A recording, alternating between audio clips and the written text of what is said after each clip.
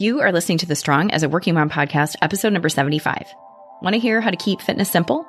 Here are some ideas from my mentor. Welcome to the Strong as a Working Mom podcast. If you're balancing career, family, wellness, and some days sanity, you are in the right place. This is where high-achieving, busy working moms get the tools they need to eat, move, and think. I'm your host, physician, personal trainer, and certified life coach, Carrie Holland. Let's do this. Hey, how are you? What's new? What's good? So, what's good here? This is episode number 75. We are 75 weeks in, and it has been so much fun showing up and hanging out with you every Wednesday. And thank you so much for supporting me and tuning in week to week and for helping me get to this point. And to celebrate episode number 75, I am super pumped to bring you my very first guest on the podcast today. So I had the opportunity to sit down with one of my own mentors, Jordan Syatt, to get his take on a number of things related to fitness. And this was super fun for me because Jordan is someone I look up to. I credit him with helping me get out of my own way. Jordan encouraged me to stop freaking out so much and start sharing my message with a larger audience and not worry so much about other people's opinions. He was a mentor to me very early on in my coaching career, and it was so insanely cool to bring it full circle and sit down with him again and have him share his thoughts on the show. So if you haven't heard me talk about Jordan on the podcast before, here are just a few things to know about him. So Jordan started his business, Syatt Fitness, from his dorm room at the University of Delaware in 2011. And since then, he has become a fitness industry expert. He's been featured in more publications I can list. He's written a book. He's got a very active social media presence and a YouTube channel that is both funny and educational. And he's generally an all-around nice person who keeps it very real. And you'll hear him introduce himself in just a few minutes, okay? So be forewarned, there are lots of four-letter words in this episode. We talk about that too, so stay tuned. But if you've got young ears listening, you may want to stick some headphones in for this one, okay?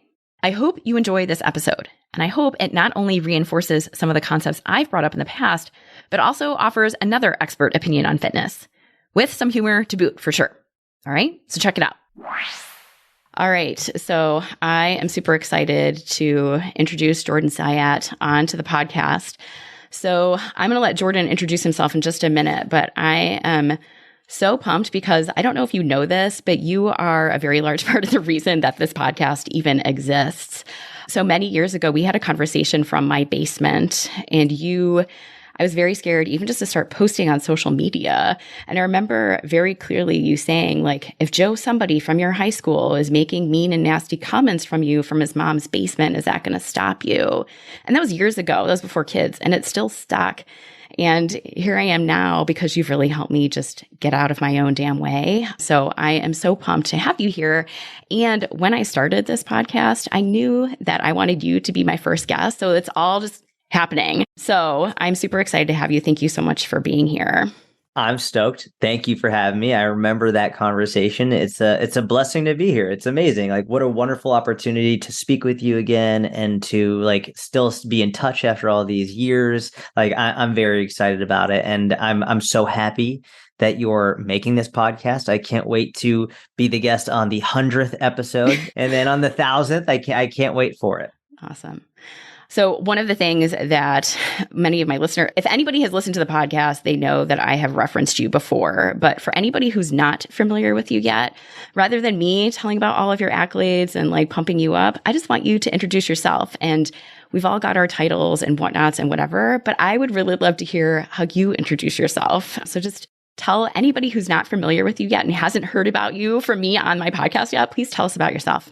Yeah, I mean, my standard intro is I'm a short, bald, nerdy Jewish guy who likes to lift weights. And like, that's my intro. Like, I love fitness. I love health. I have a beautiful wife. I have a beautiful 1-year-old daughter, 14 months. She's like just starting to walk right now. And from a business perspective, I like to help people fit fitness and health into their lives and figure out a way to make it more enjoyable, more sustainable. And that's pretty much it. Sweet. And one of the things that really drew me to even want to work with you in the first place was that you kept it simple. Like everything that I have ever read from you, it's very much broken down. There's not a lot of sciencey words and a lot of like mumbo jumbo and fluff. So How do you keep it simple? Because you talk to a lot of people, and I'm sure you get asked all kinds of questions. And I don't know if people tend to overcomplicate things, but how do you keep it simple when it comes to fitness? Yeah, people love to overcomplicate things. And I think part of it comes from a place of a lack of understanding. So they don't know and they assume it's more complex. I think that's one part of it. I think another part of it is that, especially now with social media, people making content around this stuff, they deliberately make it sound more complex because they want to sound smart. And this is something that I think the consumers of information don't think about. When you're not someone making content, when you're just consuming content, you often don't think about the psychology of, well, what is it like to make content? And I know early on in my career, one of my greatest concerns with making content was not sounding smart. I wanted to be perceived as smart.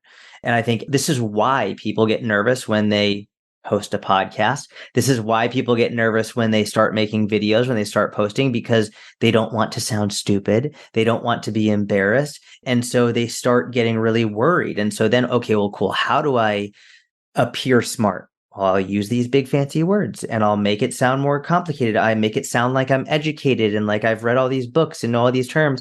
And then as a result of it, the people who are consuming the content don't understand what the fuck they're saying because they're reading something with very high level complex language, oftentimes language that the person who wrote it doesn't even understand.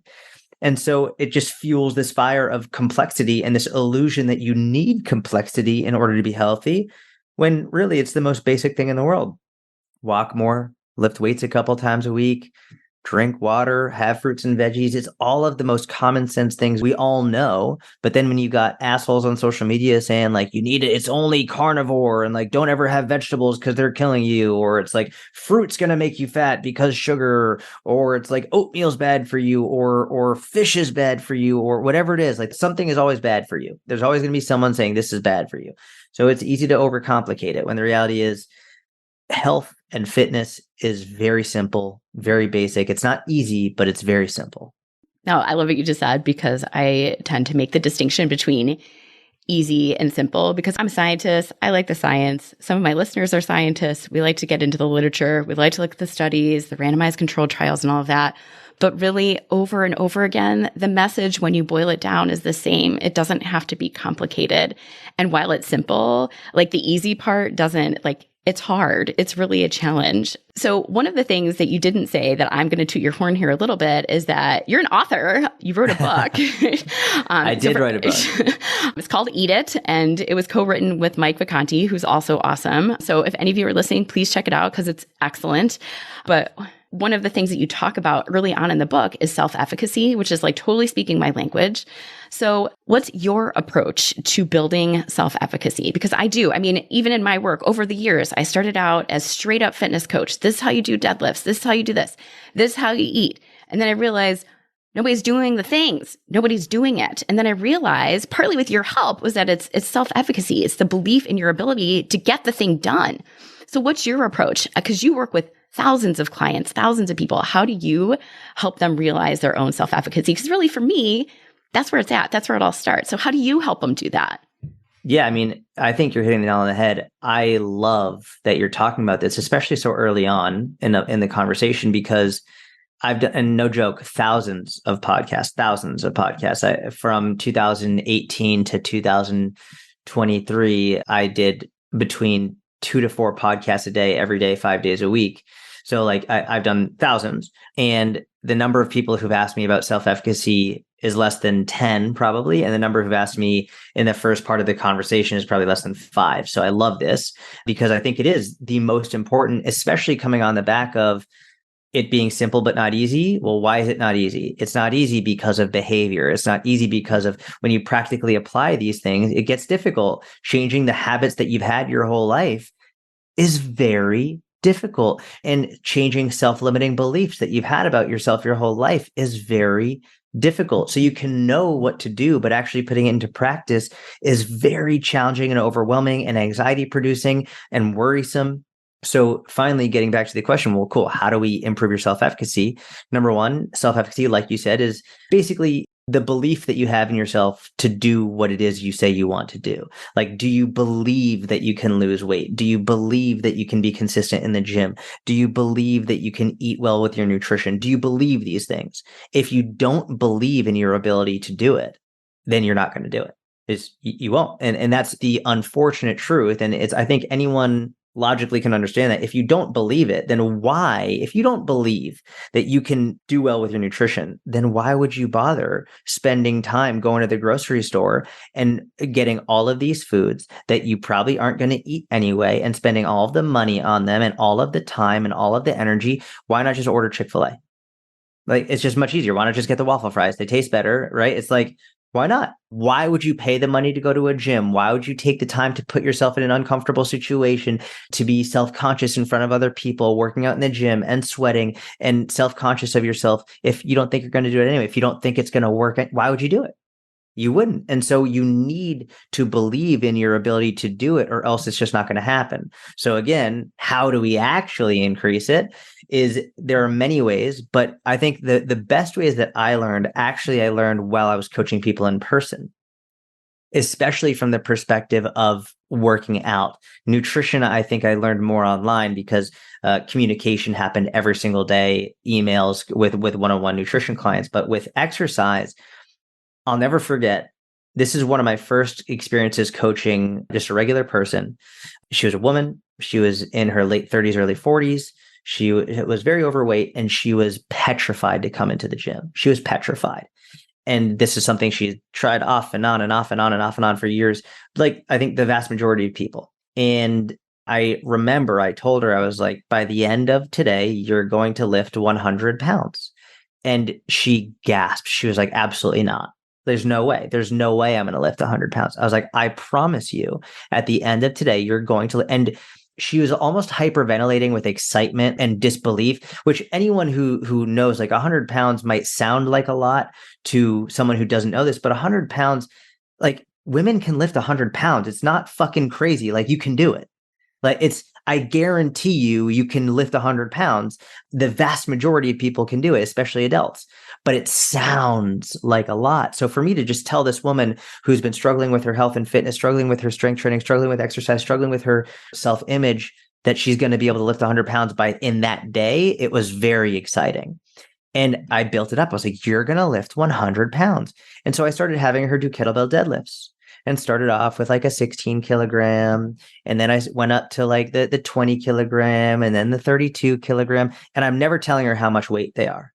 I'm not telling her how much weight is the kettlebell. And at this gym, we had some really, really big kettlebells. So we have the Beast, which is about 100 pounds.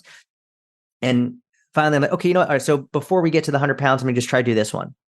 So she didn't know she was going to lift 100 pounds. She goes up, she stands up easily with it.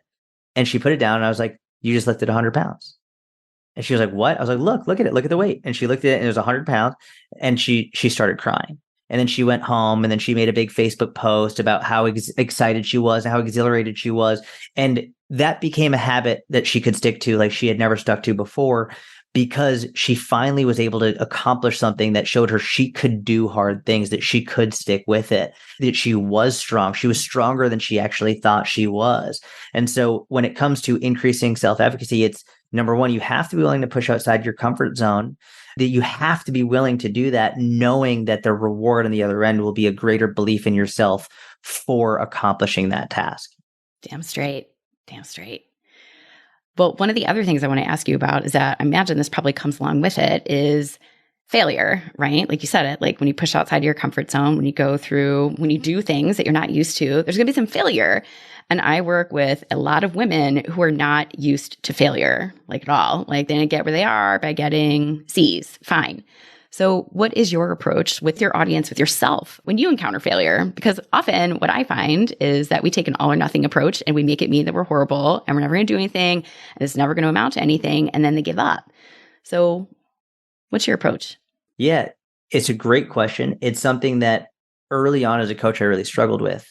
And I started to notice, whether it was in person or online, that clients would say something to me. They'd say, I fucked up. I really fucked up. They would say, like, whether it was I fucked up this weekend. I ate way too much. I fucked up at dinner. I ate way too much. I fucked up. I missed the gym a couple of times. And it was, I fucked up. And when I was working with people online early on, I started to get some people who would ghost me in online training. And like they're paying me several $100s a month and I'm reaching out and all of a sudden they're not replying for a week, for 2 weeks, for 3 weeks. And I'm like, oh my God, I hope they're okay. But then I see them posting on social media. So I know they're safe, but they're just not replying to me. And finally, when I would get back in touch with them, they'd be like, hey, listen, I fucked up. I had a bad day. And that bad day turned into 2 days. And that 2 days turned into a week. And that week turned into 3 weeks. And I felt like you would be disappointed in me.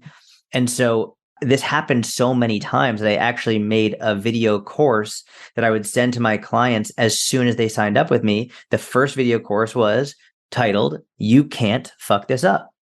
And it was the idea that it doesn't matter if you go over your calories on a day or for a week or for a month. It doesn't matter if you miss a workout or 5 workouts or 50 workouts. The only way you fail is if you quit altogether. That's the only way you fail. And so if you stop reaching out to me and you stop consulting with me and you stop doing everything, well, now you've quit and now we have a problem.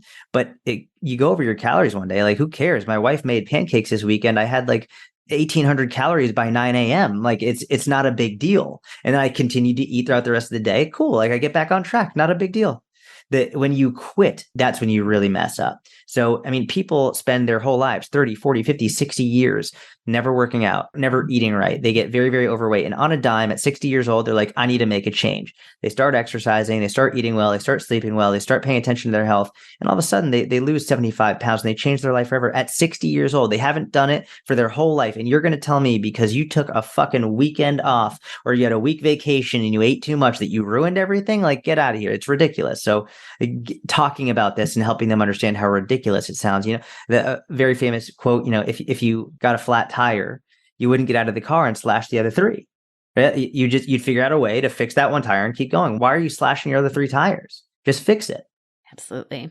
Well, you've mentioned it a couple times, so I'm going to go there because I know you're married and you said she's 14 months old now. Yeah, 14 months. Yeah. All right. She's got a 14-month-old daughter. So, I mean, I followed you when you were still single. I don't know if your wife was in the picture or not. I have no idea. No, she was not. She was not. Either way, now you're married, you have a kid. How have things changed for you? And specifically, I mean, I don't know if your wife is into fitness, but I've seen some videos of her and I think that she's into fitness. So how do you guys do it? Because I work with a lot of women who maybe their partners and men, maybe their partners aren't into it or they're trying to get into it. So how do you strike that balance, especially now when there's a kid in the mix? Mm-hmm. Yeah. So she loves fitness. She loves fitness. She really enjoys it. A lot of people ask, like, did she get into it because of me? So we first met when we were 12, when we were like in 6th grade. Yeah, we met when we were 12. She moved to my town and I was like, man, that girl's super hot. And so at 12, at 12, that girl is wicked hot. And I asked her on a date and we had a school field trip to this place called Roller Kingdom in Hudson, Massachusetts. So we went to this like rollerblading place. And then at the rink, there was a guy like selling these light up roses for $5 that, like, it had flashing like LED lights. So I was like, oh, well, all the movies say girls love roses. So I'll get her a rose. And I gave it to her and her stepsister laughed in my face when I handed her the rose. And then the next day, my now wife broke up with me because she said things were getting too serious too quickly. And so then we didn't talk for 15 years. We didn't talk. Like she ended up moving to Atlanta and we grew up in Massachusetts. So she moved to Atlanta. We didn't talk. And then before my online business started to get more traction on social media, I had like 5,000 followers on Instagram. She found my Instagram because she was really into fitness and she just shot me a message and she was like, I know we haven't spoken in a while, but I really like your content. I've been strength training and I really like it. And I was like, you are still super hot. And so love it. And so then I actually like scheduled a trip down to Atlanta just to see her. And then we've been together ever since. But so she found me because she got really into strength training, specifically strength training. That was one of the reasons I was so excited because usually up to that point in my life, whenever I would speak to women, when they say they liked working out, and there's nothing wrong with spin or Zumba, like I literally just took Zumba class and made a YouTube video about it. It was amazing. But I really wanted someone who liked strength training. I wanted to be with a woman who wanted to be strong and saw the benefit in it. And when I started talking to her, I was like, oh, cool. Like, what are you doing? And she's like, well, I'm squatting this much weight. And I was like, holy shit. Like, I got really excited about that. And so she's really into fitness, and we both make sure that the other one has time for their fitness. So right now she's working out. She goes at like 8 in the morning, and I'll watch our daughter during that time, and then I'll go at 10 in the morning, and then she'll watch our daughter, and it's a give and take. So we both figure out ways to make it work for the other one. And when my daughter was just born, it was very difficult. A lot of people were like, you're going to get out of shape, da, da, da. And I'm very competitive. And I was also like, I'm not going to get out of shape because I've made this part of my life. This is my habit. This is what I do. It's not like I'm just going to stop working out and eating like shit because she's born. I'm just going to have to change my schedule. So it's far more difficult on the mother than the father, just because the baby needs the mother. The baby doesn't need the father biologically. And so I said I would take like the 1 or 2 a.m. feeding because she needed some sleep. And what I did was, instead of working out when I would normally like to in the morning, I made my workouts at like 10 p.m., 11 p.m., or 12 a.m. because if I knew if I worked out that late, then I wouldn't be tired by 1 or 2 a.m. So that way I could be up for the feeding and it wouldn't be an issue. And yeah, I sacrificed sleep and I was really tired, but like I was still going to get my fucking workouts in, and they weren't the best workouts in the world. I wasn't an elite lifter, but I was still working out. And so that was how I did it from firstborn until 3 to 4 months. And then I was able to start switching it back to a more regular schedule.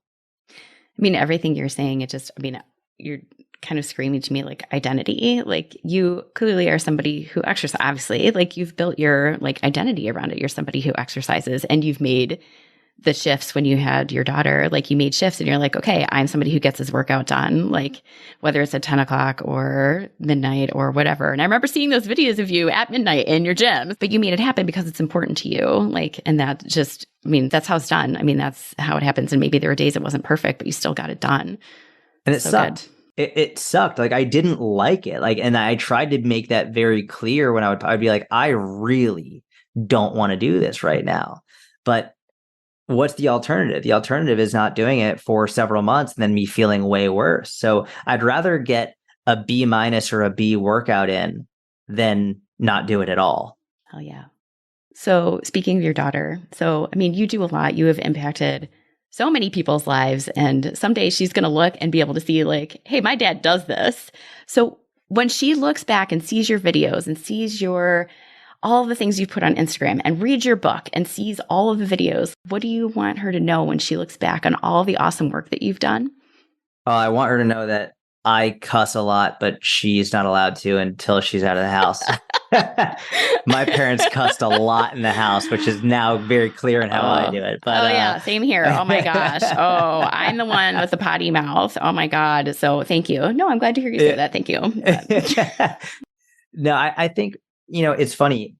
The majority of the people that I work with are women, and I've worked with many men as well. And I think both men and women struggle with body image, but I think women have it much more difficult than men do. Like, in a large scale population perspective, I think it's much more difficult for women. And there are men who really struggle with body dysmorphia, and it's very difficult for them. But I think large scale population, generally, it's more difficult for women in terms of just straight numbers. And so now that I have a daughter and I have a pretty good idea of what she's about to go into in terms of the body image standards, and how not only how difficult it can be from boys, but other girls, and how absolutely ruthless they can be.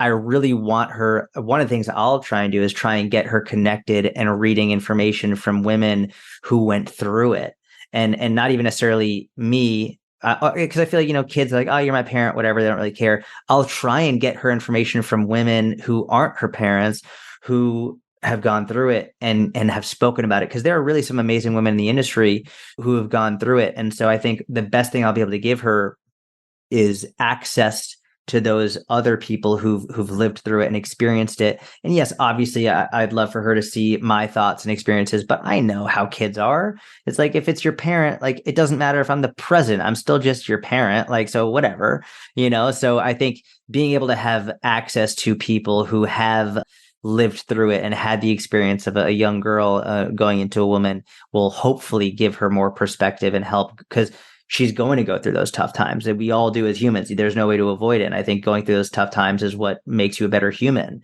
But I just want her to have the good voices in her ear and have that perspective from a young age, knowing that, all of this stuff that people are being mean about, there's so much more to life than just that stuff. Did you have fitness all through your life? I'm trying to remember. I know it was started largely in college, but it was before that, wasn't it? Like, was it high school? I know there was some wrestling.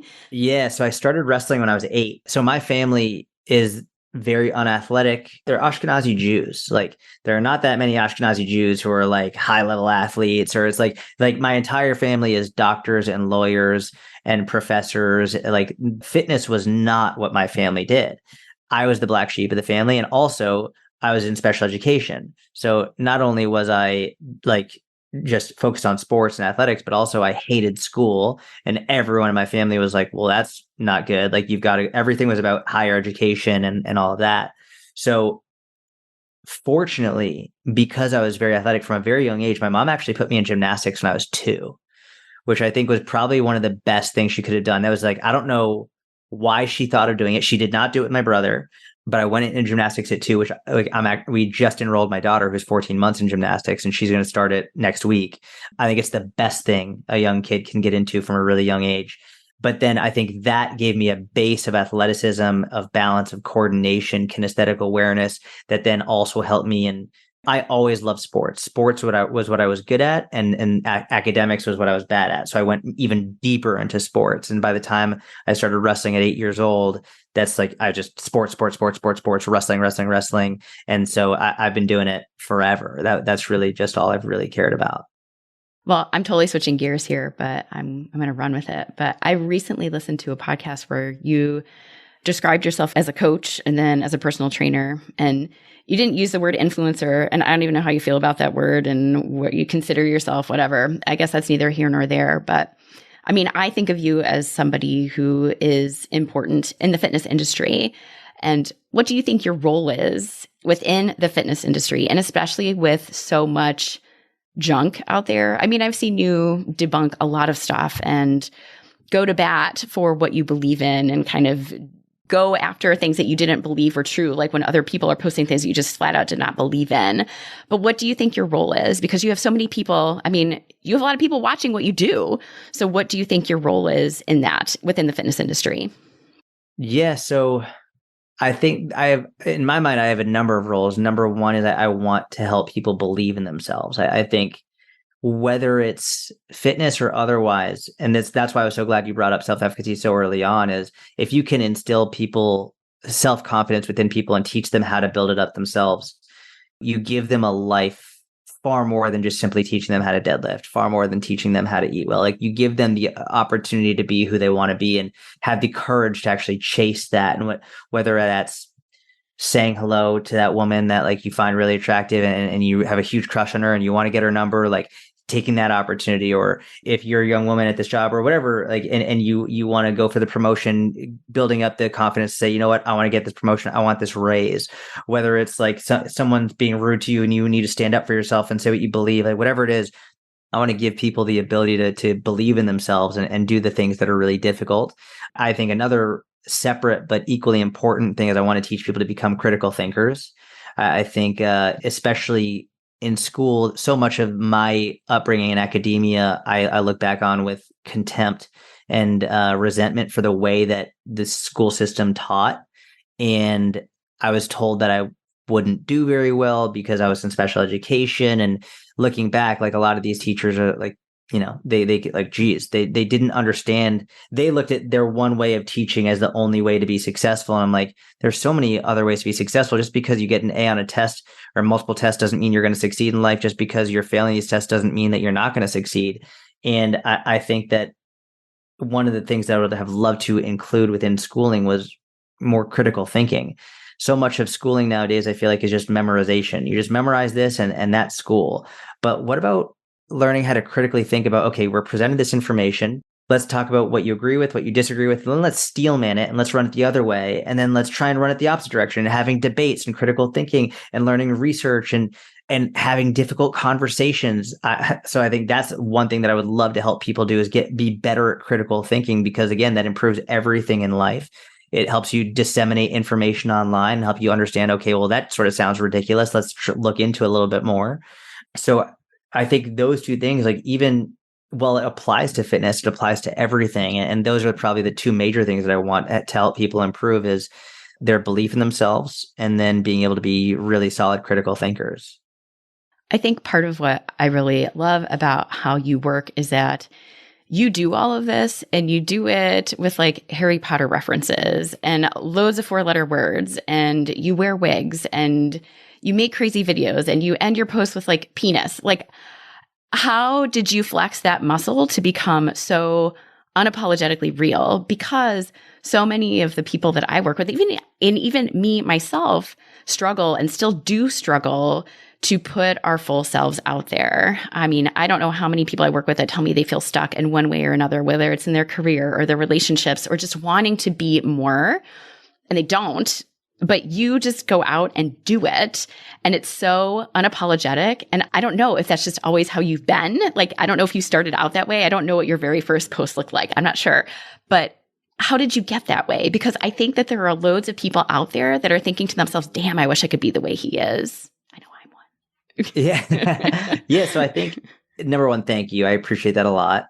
I think it's always been there, but it's also gotten more pronounced over the years with experience. So, I mean, if you go back and watch my old YouTube videos, you will see a very different speaker. You will see someone who's very nervous, red in the face. Like, I used to sway side to side out of nerves while I was talking on YouTube. All the videos are still there from 2011, 2012, 2013. I was really nervous. You can go watch them. You will see I was not stuttering, but fumbling over my words, and I had my hands in an awkward position. And literally, I remember the swaying thing is vivid to me because I would ask random people to film me because I didn't have anyone. I was just like in my college gym or whatever. And one of my buddies was filming one day and he was like, "Why are you swaying side to side?" And I literally had to torque my feet into the ground to prevent myself from swaying because I hadn't noticed it before he said that, but that was a nervous tick. On the other hand, my very first website, I'll never forget this. My first website, I made it in July of 2011 is when I published it. And on the homepage, I had like my brief description of who I was and what my goals were with the website. And I vividly remember writing, "My name is Jordan Syatt. I'm going to give you no bullshit, this and this and this.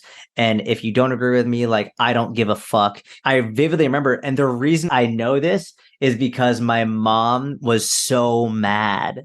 And she was like, "Jordan, this is on the homepage of your website. No one's going to want to work with you if you're swearing." I literally wrote, "I don't give a fuck if you don't like me," something on the front homepage of my website. Like, what a weird thing to put on the homepage. But my mom got really upset. And I told her, I said, "Mom, if someone doesn't want to work with me because I swear, then I don't want to work with them." And so there is the aspect of I was nervous and I was self-conscious. And there's also the other aspect of I was ready to be myself. It was going to take some time and some years before I could be fully me.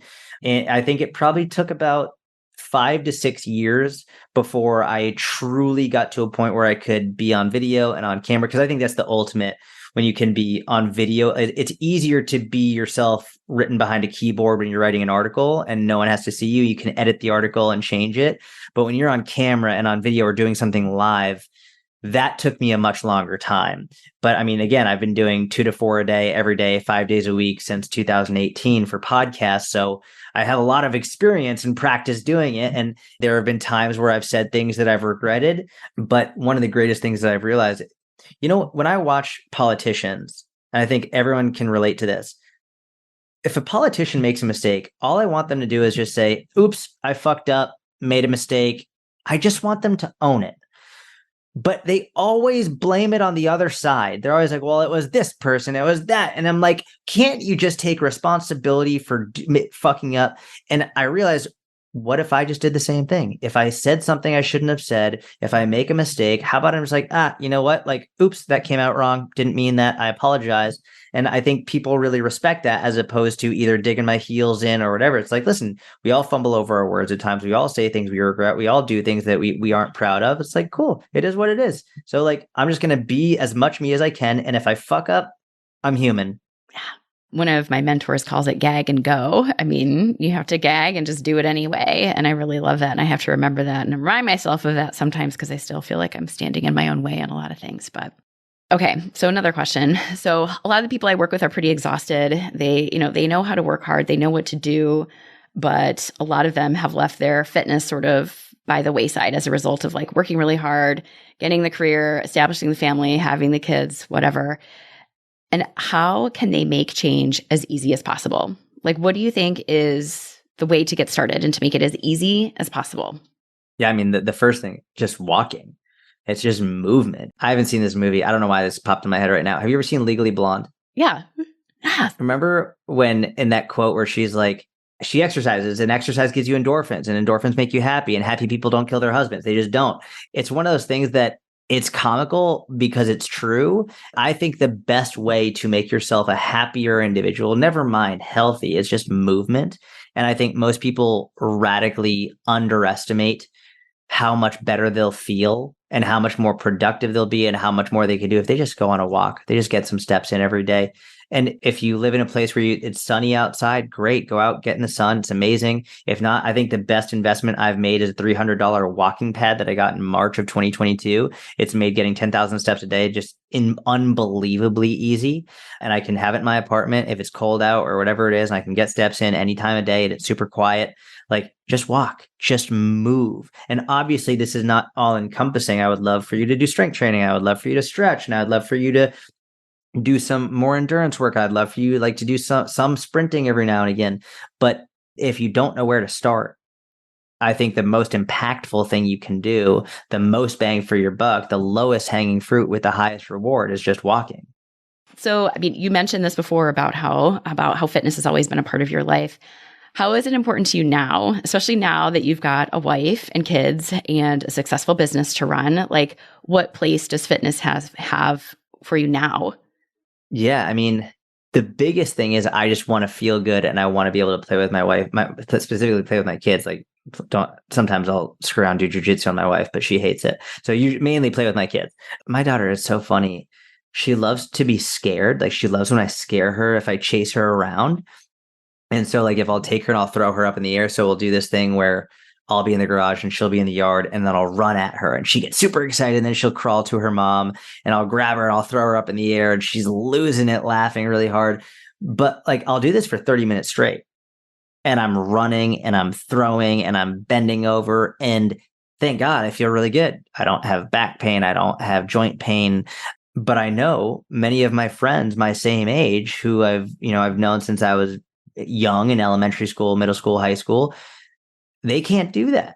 And we're only in our 30s and it's only going to get more difficult. Like it's going to get way harder. And I'm very blessed. I have a unique perspective because my first ever client when I was 16 years old was 68. His name was Fred and he had shoulder issues. Like I've worked with people since I was a teenager and I've seen how much age and a lack of movement impact your health, impact your pain, impact everything. So for me, good fitness is I just want to be healthy and have a long, not just lifespan, but health span. And I really want to make sure that I can live a high quality of life with minimal pain and the most amount of comfort. When you said a health span, you made me think of the book Outlive by Peter Attia. And I don't know if you've read it. Yeah, it's a great book. I'm going to run with that and just ask, like, what are the books you read? Like, what are the things that you read? Because you're always talking about the latest trends. Like, you clearly are citing research. I mean, you're well read. I mean, if people want to know what's up, they should check you out. But what are the things that you do to stay up to date? Because it's always changing and it's constantly changing and constantly contradicting itself. So how do you keep up with all of that? And what do you read? So I go through different phases. Lately, I get the majority of my nutrition and fitness updates from research reviews. So Alan Aragon's research review is just by far my favorite. I've been subscribed to it since like 2011. It's like $10 a month. That for me is where I get the most up-to-date breakdowns of the most recent research. And Alan is just one of the most quality stand-up guys. He's so unbiased and very, very, he's the guy. It's funny. I went to school to learn science in university and I learned from Alan actually how to read how to read peer-reviewed research articles. Like Alan is the one that really taught me how to do it just because I was subscribed to his research review, far better than I learned from a professor at my school. So from a fitness perspective, I think Alan has a great one. There are some other great strength and conditioning ones as well. But at this point, like in this moment in time, the majority of my reading is actually more historical based. I love history. So, I mean, I've spent years reading fitness. My mom would always be like, why don't you read something else? Read something else. And like, I was obsessed with it. And so I've read probably like every book you go into the library, fitness related, I've read it. Like you could, like whatever it is, whether it's strength training, whether it's starting strength or practical programming or the science and practice of strength training or super training, whether it's nutrition, whether it's any of Lyle McDonald's work or Alan Aragon's work or Martin Birkin's work, like some of like the greatest minds in the fitness industry and nutrition world. So I've read all of that and they're all amazing. Now I'm reading a lot of World War II. I'm reading a lot of Israeli-Palestinian conflict. I am getting a little bit more into World War I, but I love history. So that's sort of where my head is right now. Cool. You and my son could talk. My son is obsessed with, I have two boys, but my oldest is obsessed with World War II. Is he? Yeah. We've read like every book about World War II that he can find. Like it's really amazing. So it's just cool stuff. All right. So as we're wrapping up here, I just want to ask, do you have any other advice for the people listening? And the people who are listening are generally smart, hardworking professional women who've worked really hard to get where they're at, but they may not be taking the best care of themselves. So what would you say to them? So you have an amazing coach and an amazing individual in Carrie and unbelievably intelligent and super smart. And so follow whatever she says. Like you're in the right place listening to what Carrie is saying. So please, that's number one. The other thing I'll add to this, specifically in reference to that type of a person who is very smart and often a very like, this term really annoys me and I hate that I'm about to use it, but I've just seen it so much. It's sort of in my head, like that the high achiever, the person who's like, they are a high achiever, whatever it is. I fucking hate that term, but it is what it is. A lot of those people tend to often think of themselves as perfectionists. And if it's not going to be done perfectly, then they're not going to do it at all.